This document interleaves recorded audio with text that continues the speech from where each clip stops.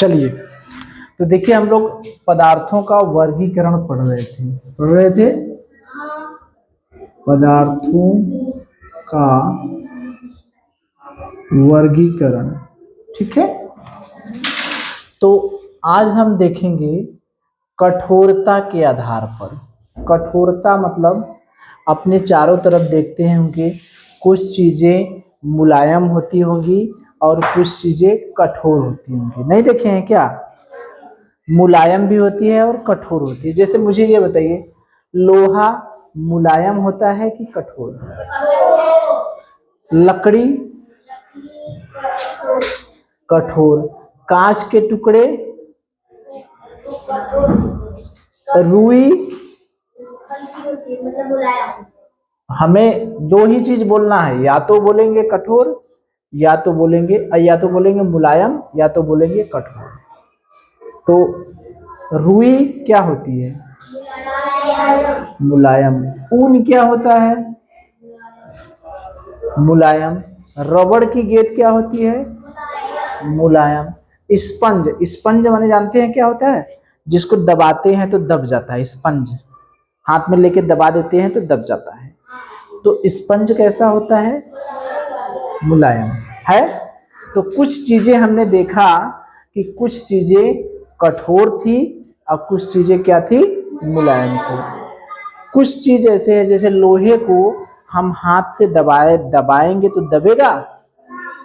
हाथ से दबाएंगे, अगर ये हाथ हो गया, इस हाथ से अगर हम कोई कठोर चीज है तो दबेगा? दबेगा बताइए। अगर मुलायम चीज है तब दबेगी? हाथ से दबेगी कि नहीं? दबेगी। तो ऐसी चीजें जो हाथ से दबाने पर दब जाती हैं उन्हें हम लोग क्या कहते हैं? मुलायम। मुलायम पदार्थ, ऐसे पदार्थ जो हाथ से दबाने पर दब जाते हैं उसे हम लोग क्या कहेंगे? मुलायम पदार्थ। ठीक है, ऐसे पदार्थ जो हाथ से दबाने पर नहीं दबते हैं उसे हम लोग क्या कहेंगे? कठोर पदार्थ। क्या कहेंगे? कठोर पदार्थ। मुलायम का मतलब हाथे से दबावा दब जाए और कठोर माने हाथे से दबावा मत दबे। तो ये बताइए मुलायम इसमें से कौन कौन है? बताइए। रुई, वेरी गुड। और ऊन, वेरी गुड। रबर की गेंद, और क्या? स्पंज, है ना? कठोर वाले में कठोर का है, लोहा है, लकड़ी है,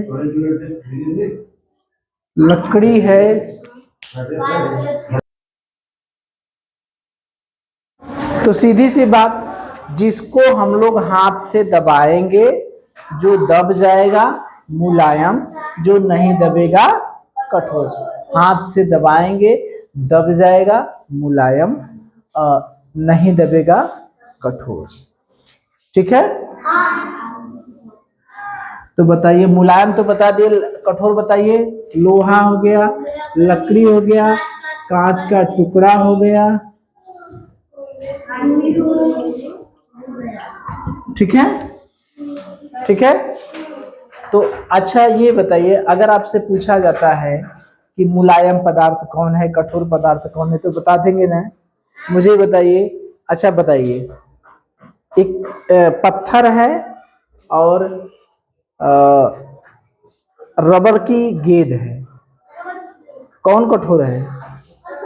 हाँ, मुलायम कौन है? रबर की गेंद। बता देंगे ना? अब देखिए अगला है चुंबक के सापेक्ष व्यवहार। चुंबक के सापेक्ष व्यवहार। चुंबक देखते हैं, चुंबक देखे हैं सब लोग। छोटे छोटे थे तो खेल भी खेले हैं चुंबक से, छोटे छोटे हैं भी। चुंबक ले लेते हैं, टूटा हुआ रहता है, कैसे रखता है, उसको पकड़ाते हैं, देखते हैं ना? तो पकड़ता है, एक तरफ करते हैं तो नहीं चिपकता है और दूसरी तरफ चिपकता है, ऐसा होता है ना चुंबक? होता है ना चुंबक। तो चुंबक, दो चुंबक है तो इसको चपकाएंगे तो चपक भी सकता है और नहीं भी चपक सकता है ना। तो उसका वो सब गुण तो दूसरा होता है कि चुंबक में, ठीक है, जैसे ये चुंबक हो गया तो एक होता है यन, एक होता है यस। दो ध्रुव होते हैं, क्या होते हैं, ध्रुव। ये दूसरा चुंबक है, यन है, यस है। तो जब उल्टा रहेगा, यन इधर यस रहेगा, हाँ, सीधा रहेगा तो नहीं पता है क्या, कहाँ से पता चला।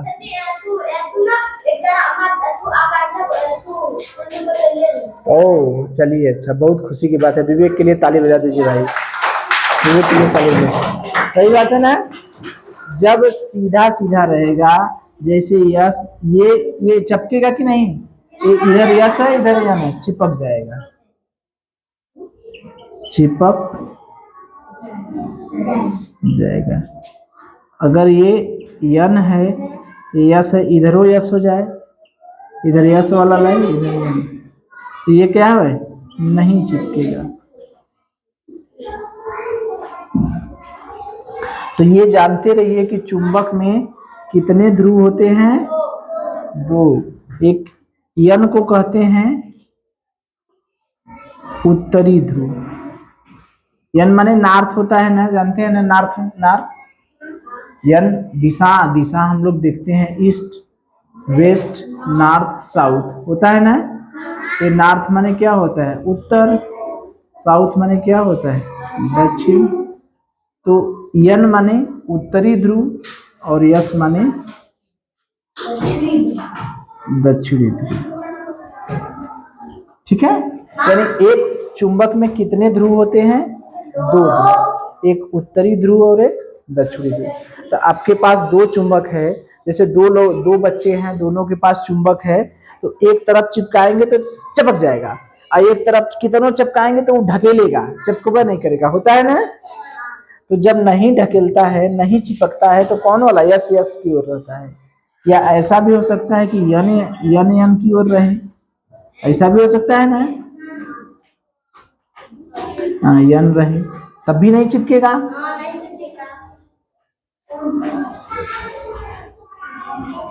ठीक है, बात समझ में आ रही है इतनी। चुंबक के कितने ध्रुव, दो ध्रुव। कौन कौन, उत्तरी ध्रुव और दक्षिणी ध्रुव। अगर उत्तरी दक्षिणी और उत्तरी रहेंगे, मिलाएंगे तो चपक जाएगा कि नहीं, चपकेगा। दक्षिणी दक्षिणी रहेगा एक साइड में तब नहीं चिपकेगा। तो हमें चुंबक को नहीं चिपकाना है, हमें ये देखना है कि हमारे पास चुंबक है। मान लीजिए विवेक के पास चुंबक आया, घर से विवेक चुंबक लेके चले आए, ठीक, घर से विवेक चुंबक लेके चले आए। अब स्कूल में हम लोगों के पास कई चीजें हैं, क्या क्या है, परकाल है, बैग में परकाल है, कुल सब एक जगह इकट्ठा कर दिए। परकाल हो गया, रबर हो गया, चाक हो गया, लोहा के किल हो गया, लोहे का बुरादा हो गया, लकड़ी का बुरादा हो गया, चाक पाउडर हो गया, प्लास्टिक का बटन हो गया, आलपिन हो गया। तो सब खेल खेल रहे हैं, इतना चीज है। चुंबकवा लेके सबन को परकाल को छुआएंगे तो परकाल को पकड़ लेगा कि नहीं, बताइए, परकाल को चिपका लेगा कि नहीं, चिपका लेगा। रबड़ को छुआएंगे तो, चाक को, लोहे की कील को पकड़ लेगा, कि लोहे का बुरादा को चिपक जाएगा, लकड़ी का बुरादा को नहीं चिपकेगा, चाक पाउडर को नहीं चिपकेगा, प्लास्टिक के बटन को नहीं चिपकेगा, आलपिन को, सिक्का, सिक्का को क्या करेगा, हाँ, चिपका लेगा, नोट नहीं, है ना। तो क्या क्या हमने देखा, हमने ये देखा कि हमारे पास जो चुंबक था वो कुछ चीजों को चिपका ले रहा है और कुछ चीजों को नहीं चिपका रहा है, ठीक है। तो ऐसे पदार्थ जो चुंबक से चिपक जा रहे हैं और कुछ पदार्थ है चुंबक से नहीं चिपक रहे हैं। तो जो पदार्थ चुंबक से चिपक जाते हैं, चुंबक से चिपक जाते हैं, उसे क्या कहते हैं? चुंबकीय पदार्थ। जो चिपक जाते हैं, जो क्या करते हैं? जो चिपक जाते हैं,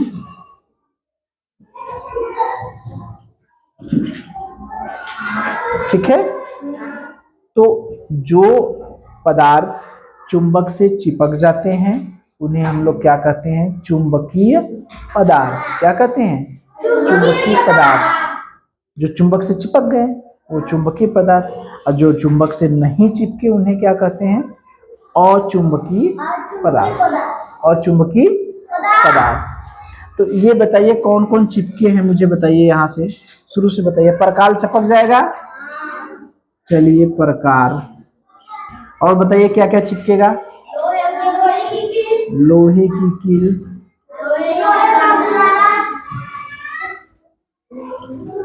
लोहे का बुरादा, आलपीन, सिक्का। और कुछ चिपकेगा? चलिए जो नहीं चिपकते हैं उनका नाम बताइए। नोट, रबर, लकड़ी का बुरादा,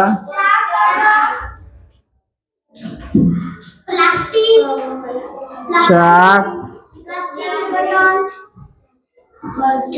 प्लास्टिक का बटन, और बस, ठीक है।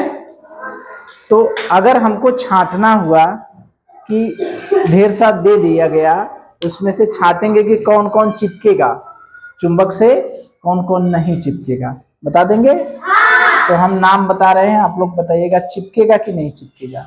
आलपीन,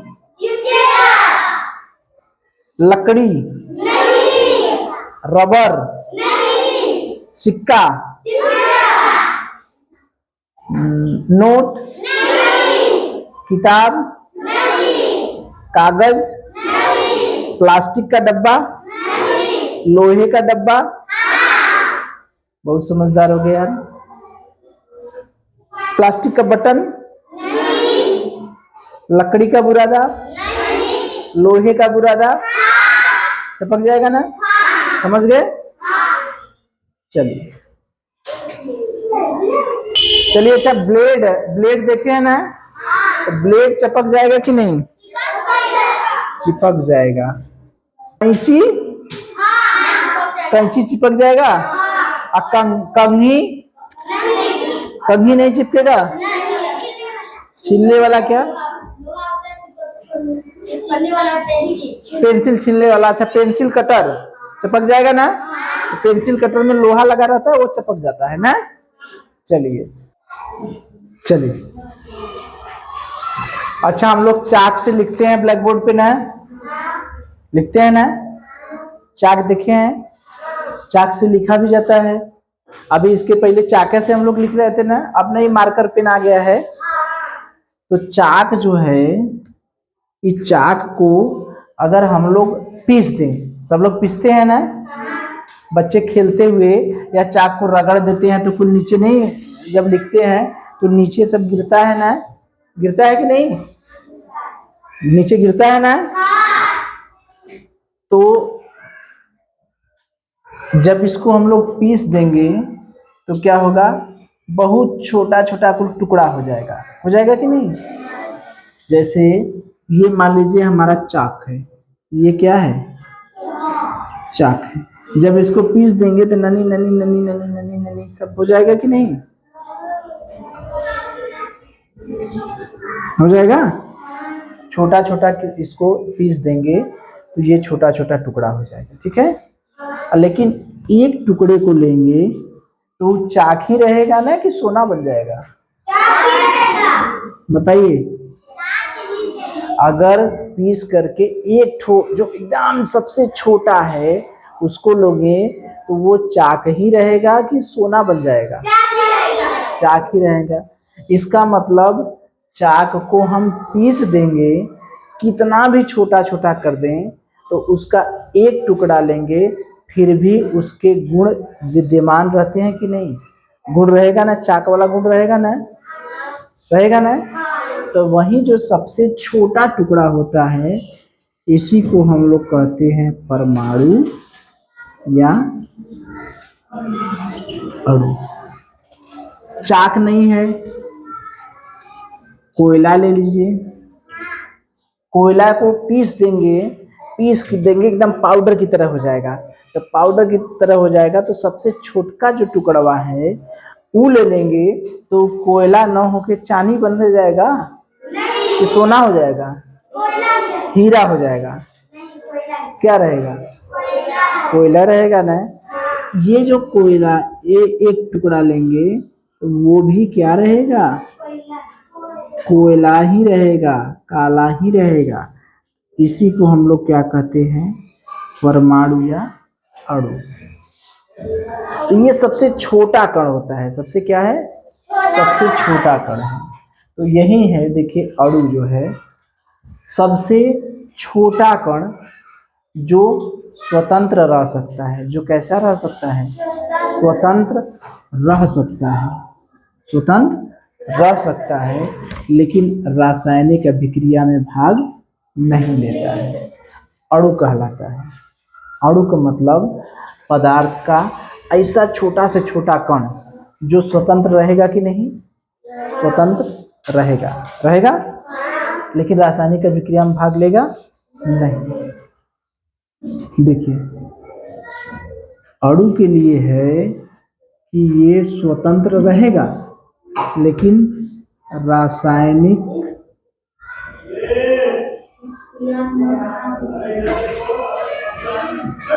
अभिक्रिया में भाग नहीं। बस ये दो चीज, स्वतंत्र रहेगा लेकिन रासायनिक अभिक्रिया में भाग नहीं लेगा, वो क्या होगा? अणु। परमाणु में क्या है? स्वतंत्र नहीं रहेगा। इसी का उल्टा, ये स्वतंत्र रहेगा, ये स्वतंत्र नहीं रहेगा। इसी का उल्टा, पर ये स्वतंत्र रहेगा, स्वतंत्र नहीं, लेकिन हाँ रासायनिक अभिक्रिया में भाग लेगा। दोनों का उल्टा है कि नहीं? तो परमाणु वाले में क्या है? वो स्वतंत्र अवस्था में नहीं रहेगा लेकिन रासायनिक अभिक्रिया में भाग ले सकता है। तो अगर आपसे पूछा जाता है कि एक पदार्थ ऐसा है, ऐसा सूक्ष्मतम पदार्थ, ध्यान से देखिए, यही दोनों देखिएगा, ऐसा सूक्ष्मतम पदार्थ जो स्वतंत्र अवस्था में रह सकता है लेकिन रासायनिक अभिक्रिया में भाग नहीं लेगा, वो क्या क्या होगा? क्या होगा? अणु। पदार्थ का ऐसा सूक्ष्मतम कण जो स्वतंत्र अवस्था में नहीं रहता है लेकिन रासायनिक अभिक्रिया में भाग ले सकता है, वो क्या कहलाए? क्या कहलाए? परमाणु। समझ गए? अणु और परमाणु में अंतर समझ में आया कि अणु जो है सूक्ष्मतम कण है जो स्वतंत्र अवस्था में रह सकता है लेकिन रासायनिक अभिक्रिया में भाग नहीं लेता है। अब परमाणु जो है स्वतंत्र अवस्था में नहीं रह सकता लेकिन रासायनिक अभिक्रिया में भाग लेता है। तो ये देखिए जल है, ये H2O, ये क्या है? जल। जल के अणु, जल के क्या है? अणु। इस जल के अणु में क्या है? दो परमाणु, हाइड्रोजन के परमाणु हैं और इसमें क्या है? ऑक्सीजन के परमाणु।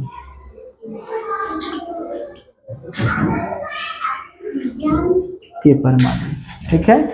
अगर आपसे पूछा जाता है कि जल के अणु में किसके किसके परमाणु मिले होते हैं तो आप कहेंगे हाइड्रोजन के परमाणु मिले रहते हैं और ऑक्सीजन के परमाणु। जल के अणु में किसके किसके परमाणु मिले रहते हैं? हाइड्रोजन के और ऑक्सीजन के। ये क्या है? सोडियम क्लोराइड यानी नमक जिसको कहते हैं, सोडियम क्लोराइड इसको कहते हैं नमक। इसमें क्यों किसके किसके परमाणु मिले रहते हैं? सोडियम के परमाणु और क्लोरीन के परमाणु।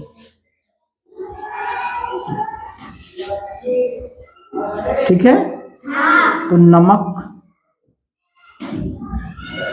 यानी नमक के अणु में कौन कौन परमाणु मिले रहते हैं? सोडियम के परमाणु और क्लोरीन। तो ये बताइए अणु छोटा है कि परमाणु छोटा है? देखिए ये बड़का जो है ये क्या है? अणु। इसमें जो छोटका है वो क्या है? परमाणु। क्या है? परमाणु। परमाणु छोटा है, अणु बड़ा है। तो ये भी हम कह सकते हैं कि परमाणु मिलकर क्या बनाते हैं? अणु। परमाणु मिलकर क्या बनाते हैं?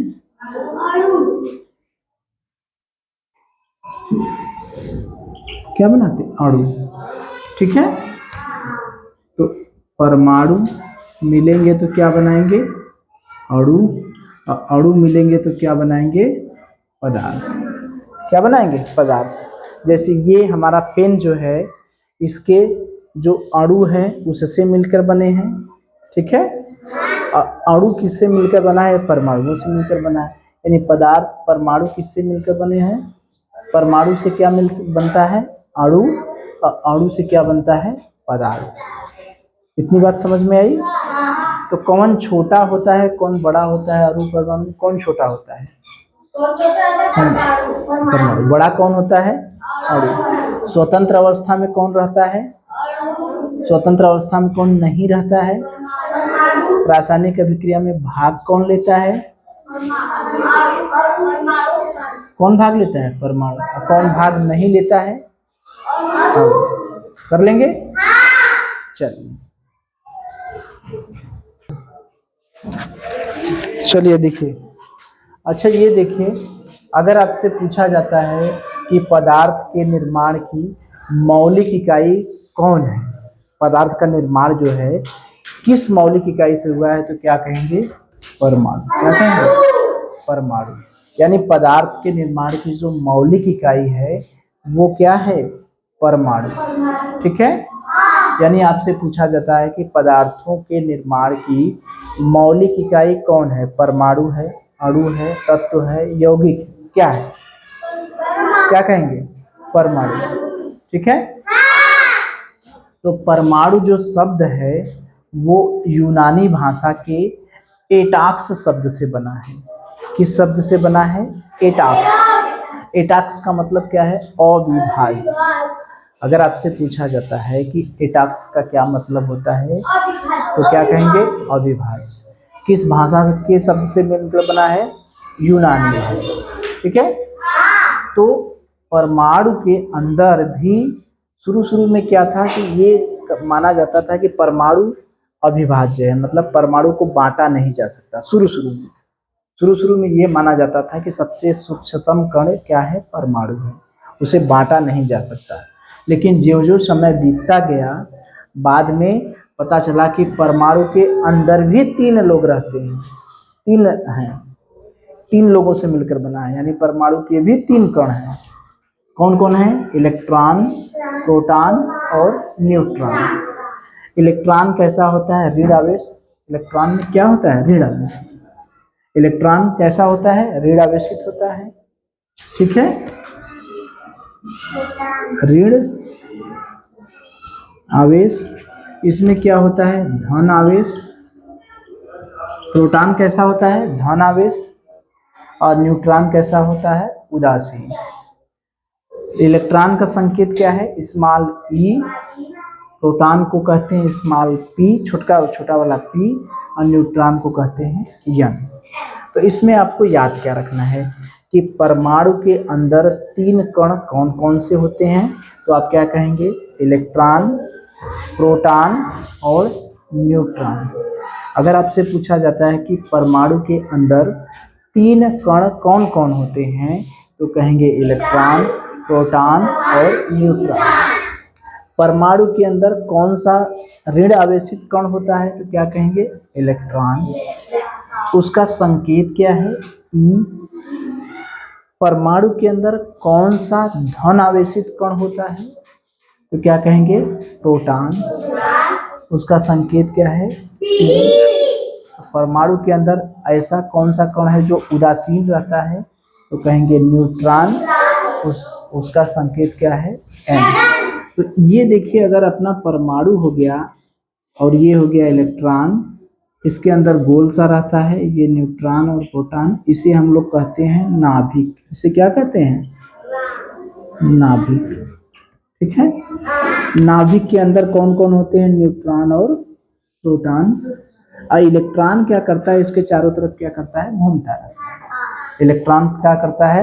नाभिक के चारों ओर घूमता रहता है। नाभिक के चारों ओर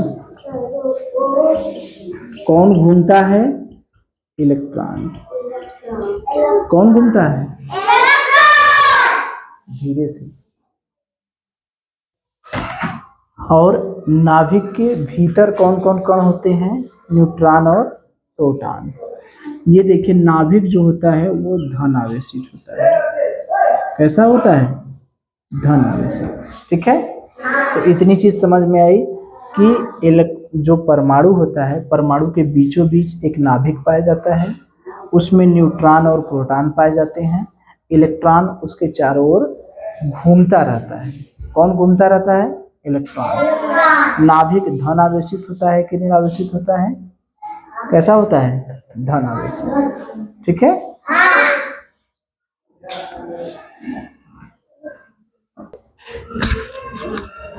चलिए, मुझे ये बताइएगा, ध्यान से देखिएगा। ये हो गया अपना परमाणु। ठीक है। इसके अंदर कितने कण होते हैं? 3। एक हो गया इलेक्ट्रॉन, एक हो गया प्रोटॉन और एक हो गया न्यूट्रॉन। ये धन आवेशित होता है कि ऋण आवेशित? इलेक्ट्रॉन क्या होता है? ऋण आवेशित होता है। इसका संकेत क्या है? ई। प्रोटॉन क्या होता है? धन आवेशित होता है और इसका संकेत है ई।